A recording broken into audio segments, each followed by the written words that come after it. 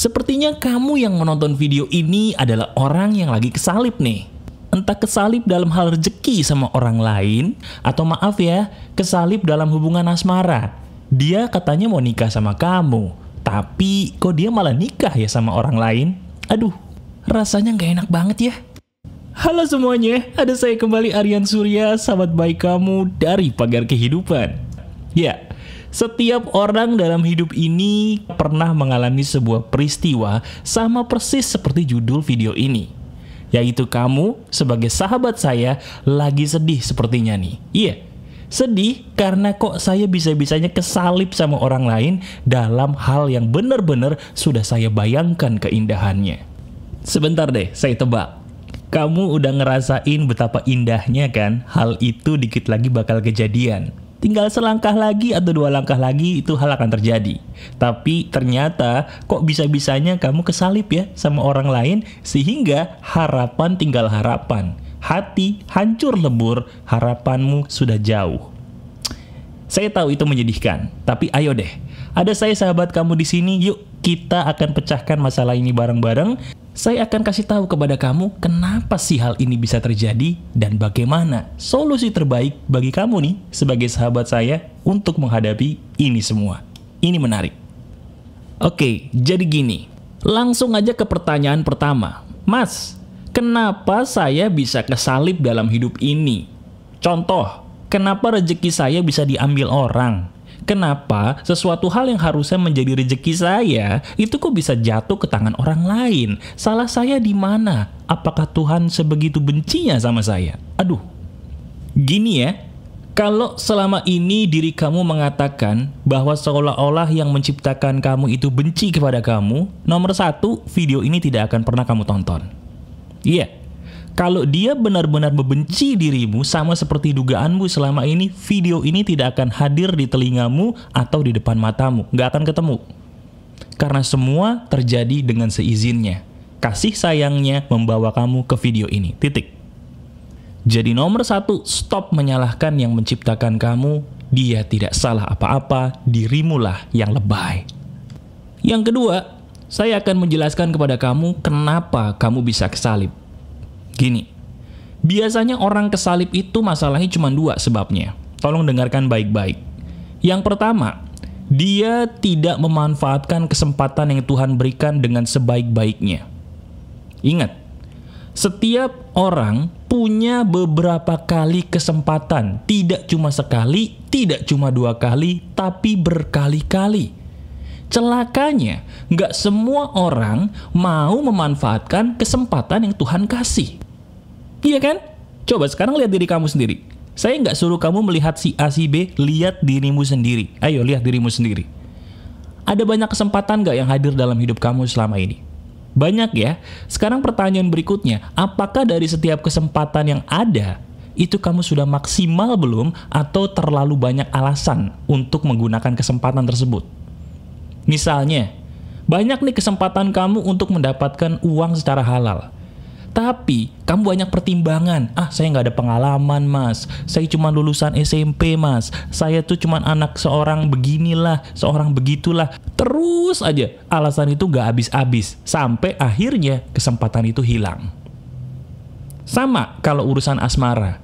Yang paling sering saya lihat, cowok tuh, kalau disuruh nikah, banyak banget alasannya. Iya, ketika diajak nikah, alasannya banyak. Saya harus begini, harus begitu. Ya oke lah, kamu mungkin punya alasan logis, tapi kamu taruh dalam pikiranmu. Nggak akan kesempatan itu datang terus-menerus dalam hidup kamu. Kalau dia sudah ada di depan matamu, pakai prinsip anak sahabat Pagar Kehidupan. Apa itu? Gunakan kesempatan yang ada depan matamu sebaik mungkin. Gagal atau berhasil masa bodoh. Katakan bersama saya. Ayo katakan bersama dengan saya. Saya ingin menggunakan kesempatan yang di depan mata sebaik mungkin. Berhasil atau gagal, masa bodoh. Katakan, berhasil atau gagal, masa bodoh. Itu prinsip yang benar. Jadi bukannya sebelum nyoba banyak alasan, coba dulu semaksimal mungkin sampai benar-benar itu nggak ada jalan lagi, baru kamu mengatakan selesai. Jelas? Nah mas, sebentar deh.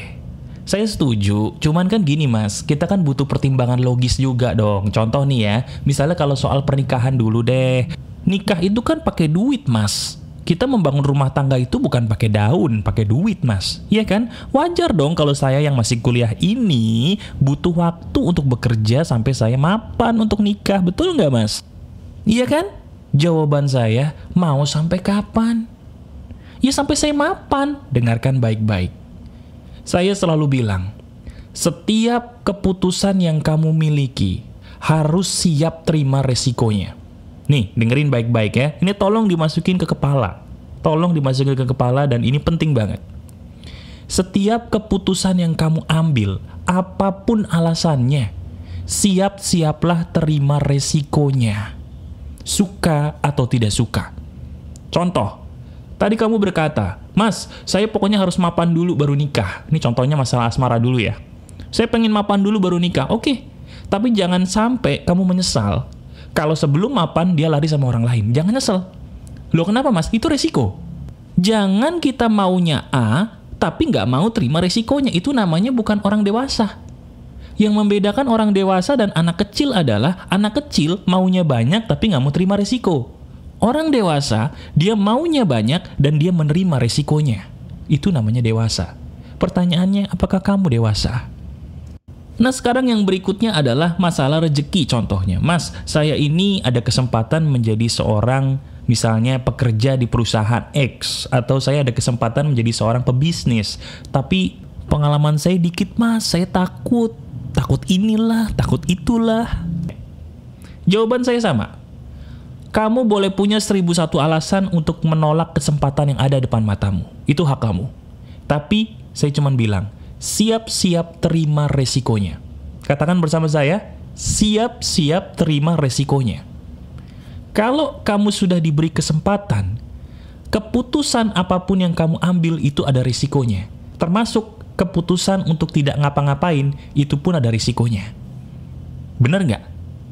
Nah, sekarang kalau kamu menjawab, mas, alhamdulillah, setiap kesempatan yang saya punya, saya udah maksimal, mas. Tapi kok saya sial terus? Kenapa saya disalib?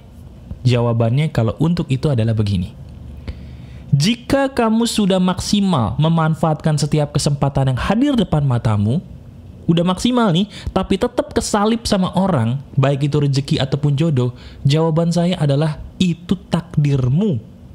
Saya ulangi, itu takdirmu yang terbaik. Lah mas, kok takdir loh? Ini sakit loh mas. Dengarkan saya. Semua rasa sakit itu kadang-kadang kita butuhkan untuk mendapatkan kesenangan di masa depan yang belum kita ketahui. Saya ulangi, semua rasa sakit dan sedih yang kita alami saat ini itu sebenarnya adalah bahan baku yang kita butuhkan untuk kebahagiaan di masa depan. Cuman kita belum tahu. Jadinya pikirannya negatif mulu, terutama sama Tuhan yang Maha Pengasih, lagi Maha Penyayang. Bener apa tidak? Nah terus saya harus gimana dong mas? Saya sakit nih, rezeki saya diambil orang. Saya juga sakit, jodoh saya diambil orang. Padahal saya udah berusaha, saya harus gimana? Oke, pertama, kalau kamu sakit akibat disalib orang, kamu lihat dirimu sendiri. Apakah kamu sudah berusaha menggunakan kesempatan seperti yang saya katakan tadi? Kalau belum, jadikan ini pelajaran. Terima. Lain kali setiap ada kesempatan kamu janji sama saya untuk memanfaatkan kesempatan semaksimal mungkin. Itu janji kamu. Tapi, kalau seandainya mas, alhamdulillah setiap kesempatan sudah saya maksimalkan, tapi dia tetap pergi sama orang, tapi rezeki saya tetap diambil orang. Saran saya buat kamu, terima.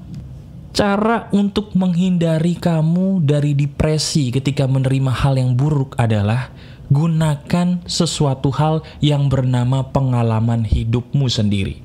Saya ulangi, kamu lagi sakit nih, gara-gara ada kenyataan yang tidak sesuai apa yang kamu harapkan. Sakit ya? Nah, cara ngobatinnya adalah dengan mengingat pengalaman-pengalamanmu sendiri di masa lalu. Contoh, coba kamu ingat-ingat. Apakah dulu kamu nggak pernah mengalami sakit hati yang sama seperti ini? Ingat-ingat.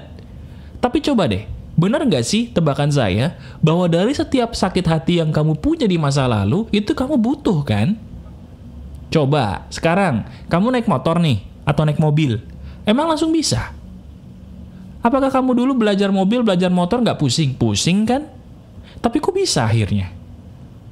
Oh, ternyata pusingnya kamu, itu kamu butuhkan supaya semakin jago naik motor, semakin ahli naik mobil.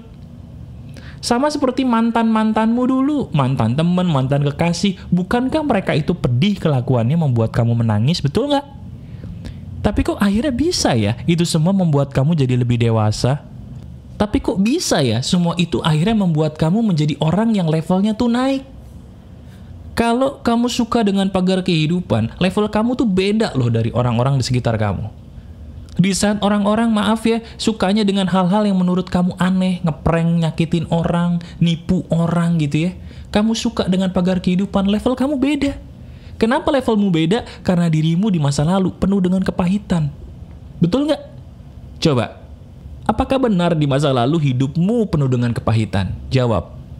Kalau benar, sekarang kamu punya bukti nyata kan? Bahwa ternyata iya mas, kepahitan itu saya butuh supaya saya naik level. Nah itu maksud saya. Nih, dengerin janji saya.